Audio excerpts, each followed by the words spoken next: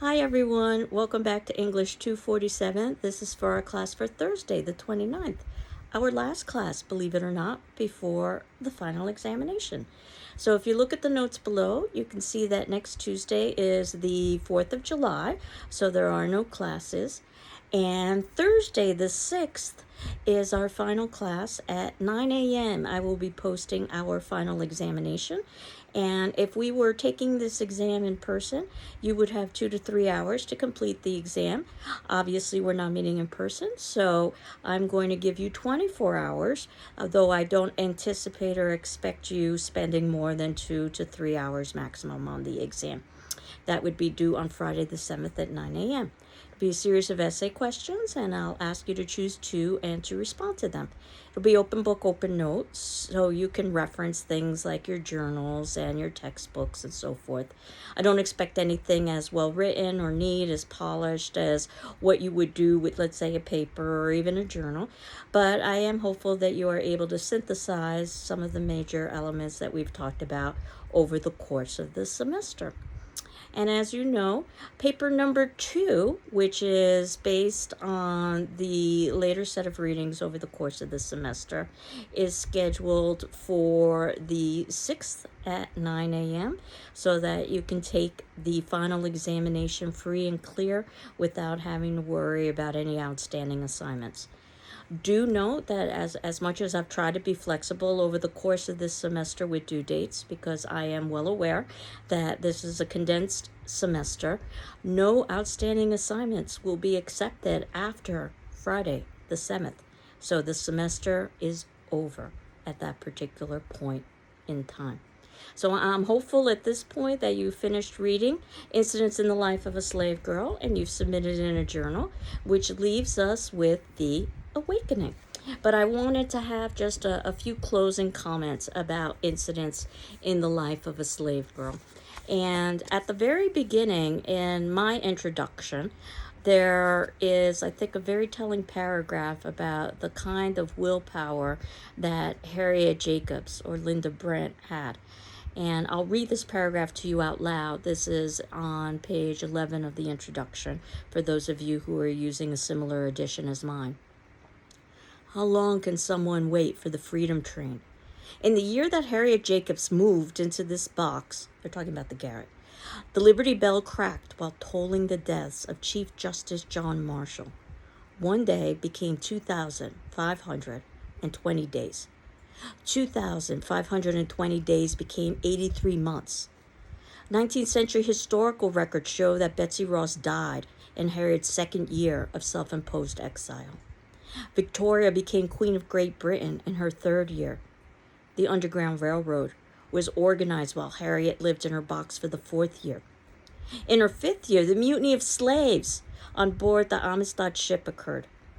And as American women gathered at the Worldwide Anti-Slavery Convention in London to stage a protest because they were not allowed to be seated as delegates, Harriet was in her sixth year of hiding.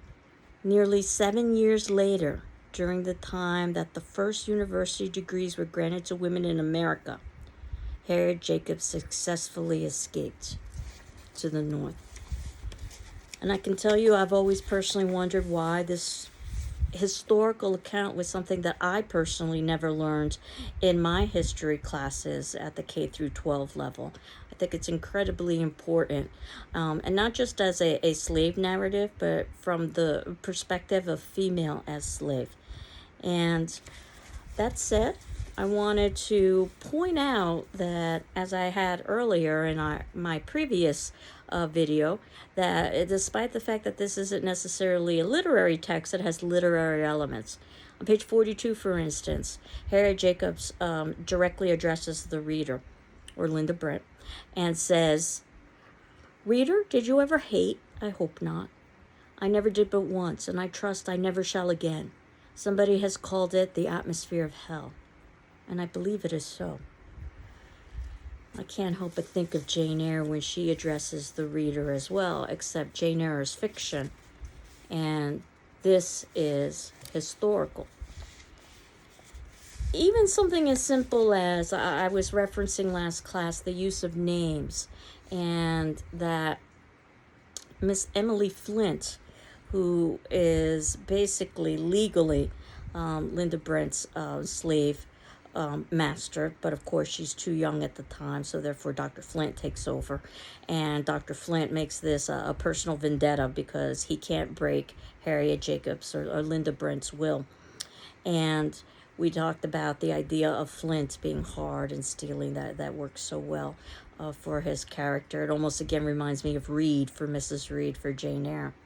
But when Emily Flint gets married, she's now Mrs. Dodge, and of course this entire family has been dodging their responsibility and culpability.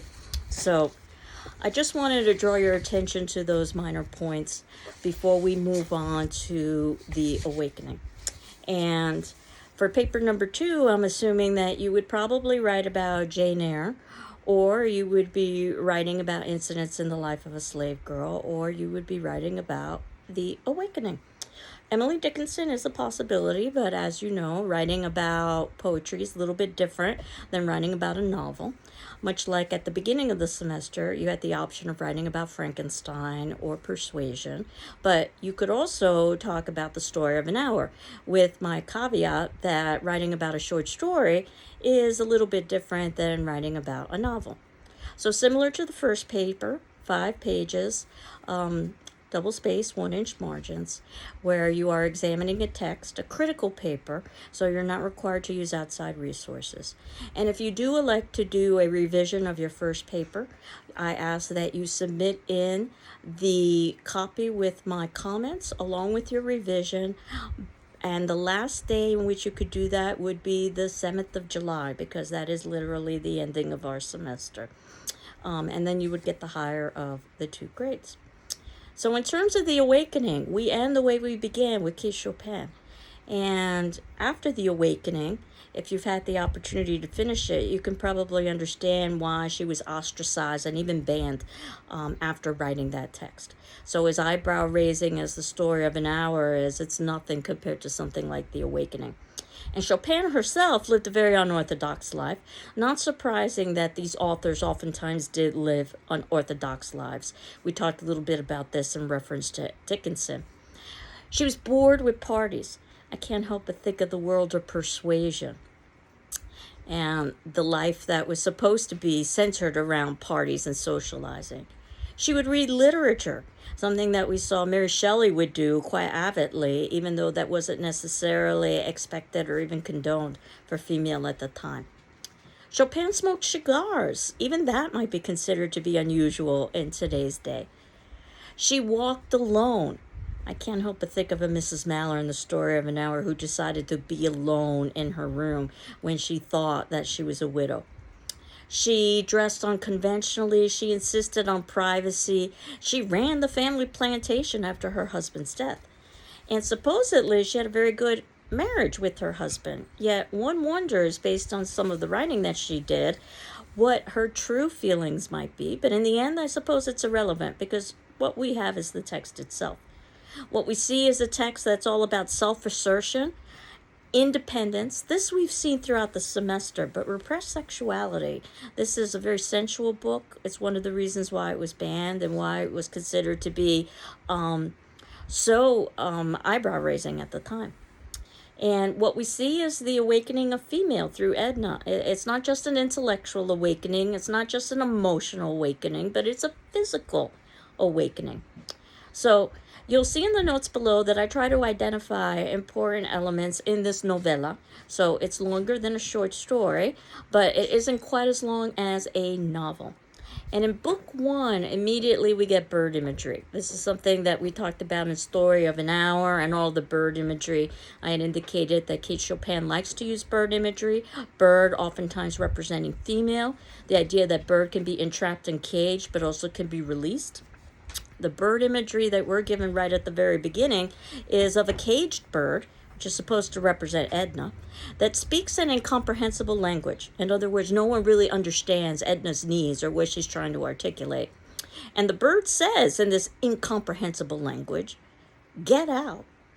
And this idea of that this is what Edna needs to do is that she needs to get out of the situation she's in, but she also needs to get out and about, that she needs to explore the wider world. Swimming, water, major themes in this text. The idea of the ocean serving as a kind of womb to nurture. By the way, for those of you who are interested in learning a little bit more about Jane Eyre, there is a text entitled Wide Sargasso Sea, also about water. It's not about Jane Eyre, but it's about Bertha Mason, the, quote, mad wife, unquote, of Rochester and her early story. It was written by a different author, Jean Rice, so obviously this is a dramatization. But for those of you who are interested in the Bertha perspective, then I would definitely recommend that text to you. But after the semester is over, because I suspect I've kept you rather busy with the readings that we've had.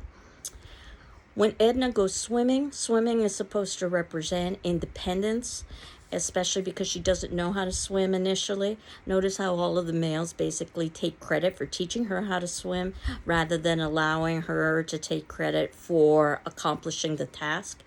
She takes off her wedding rings when she's swimming, so this is yet another symbol of the idea of her being free from marriage in this instance when she is swimming.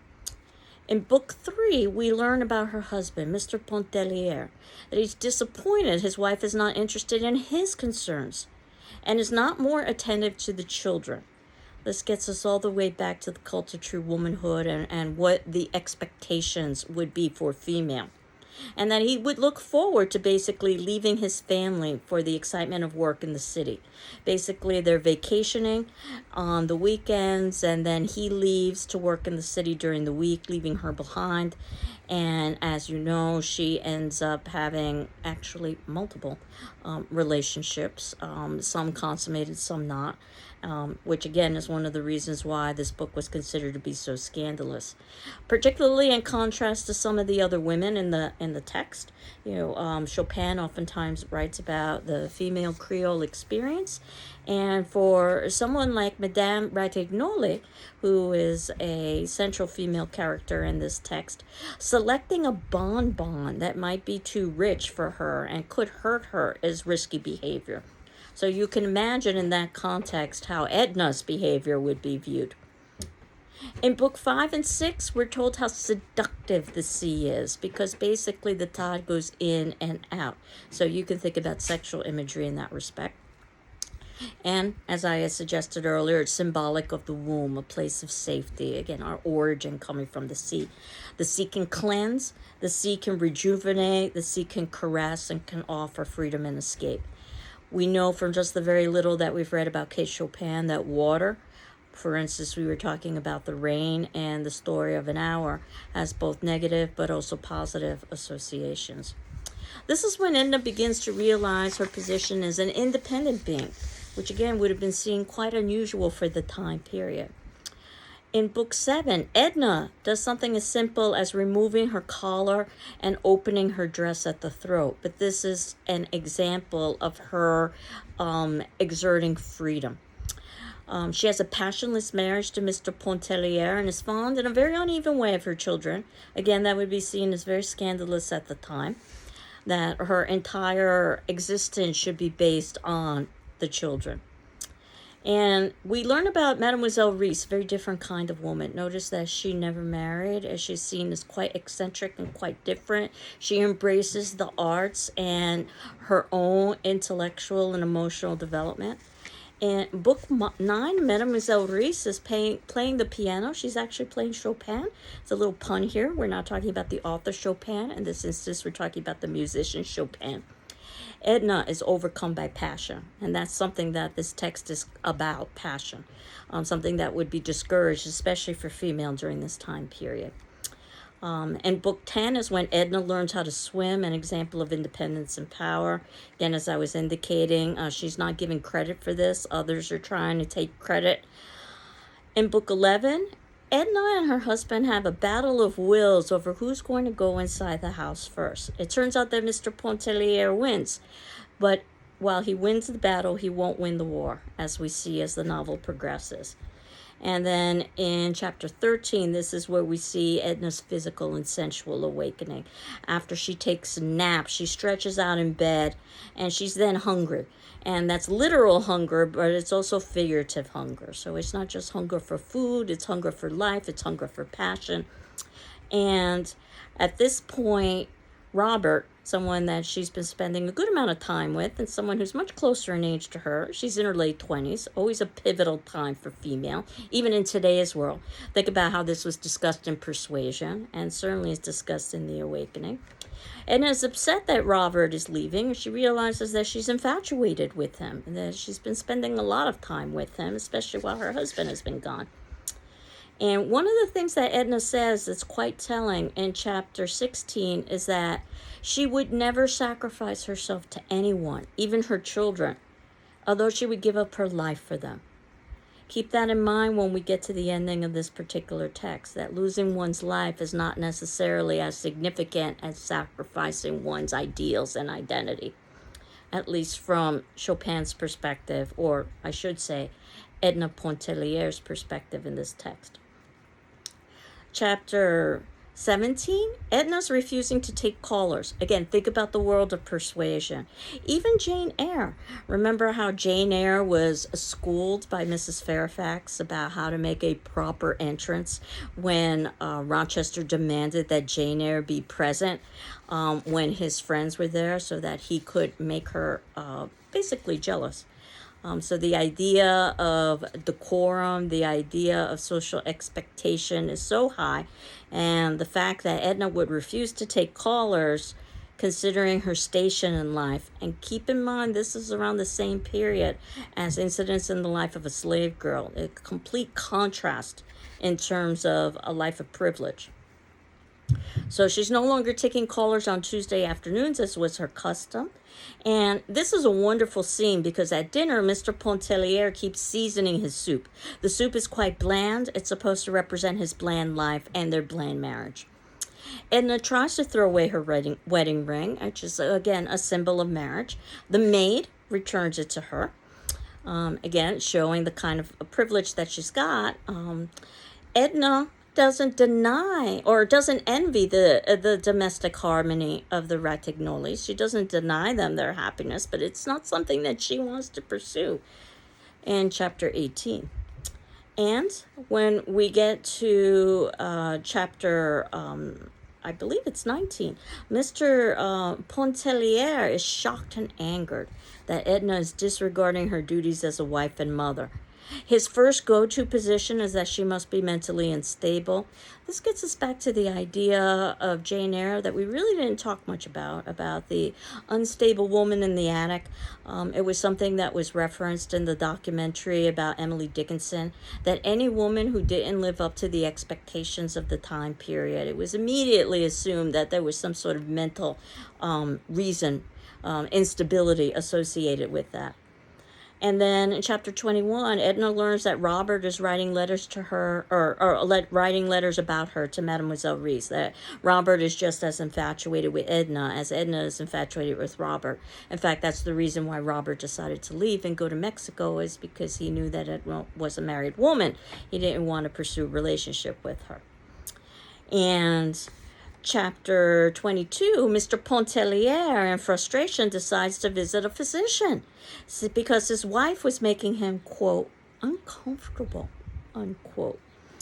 And the doctor wonders if perhaps another man is involved, but out of decorum, he doesn't state his concerns out loud.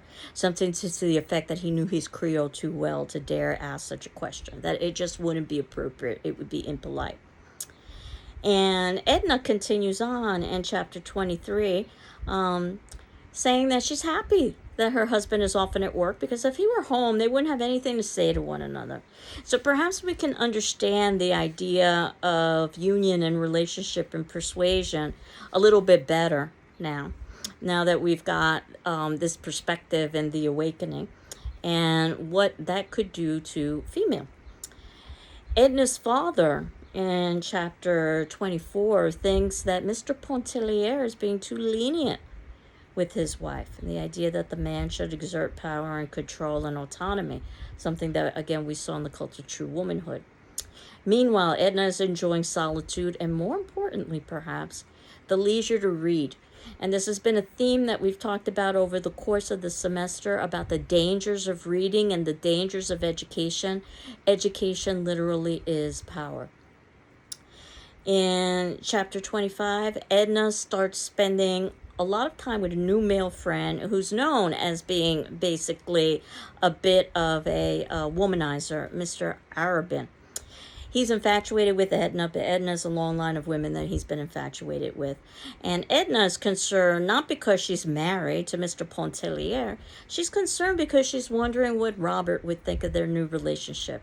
That would be considered scandalous even in today's time, let alone this time period. So, in book 26, Edna decides to rent and move into a small house. So she moves out of her home, which again might be considered scandalous. Note that when we were reading the story of An Hour, there were no children involved. So this text is much more complicated because not only is there a marriage, there are children. And while we might empathize with Edna in terms of her marriage, it becomes much more complex when we're thinking about her responsibilities for children. So Chopin gives us a much more complex character here. It's very hard to defend some of Edna's actions because of her responsibility to child. She moves into a small house that she calls a pigeon house. Again, notice the bird references. In fact, bird was even at one point a slang term for female.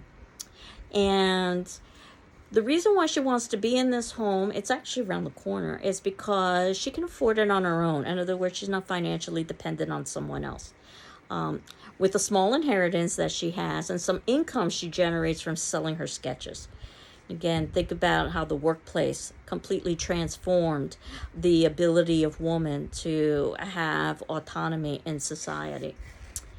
And then Edna's pleased when she hears that Robert is returning and admits that she's more than infatuated with him from her perspective. She's in love with him.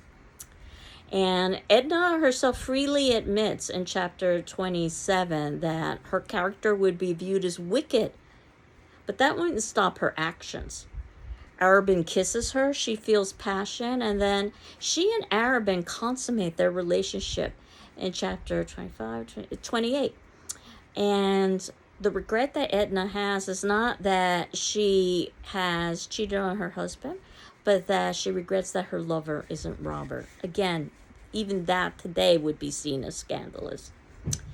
Edna, in chapter 30, turns 29, that pivotal life stage year at the ending of the 20s and what the 30s might be bringing. When Mr. Pontellier learns of his wife's intentions to move out, his immediate concern is what will the neighbors think. I can't help but think of Sir Walter Elliot in Persuasion, where his immediate concern is about appearances.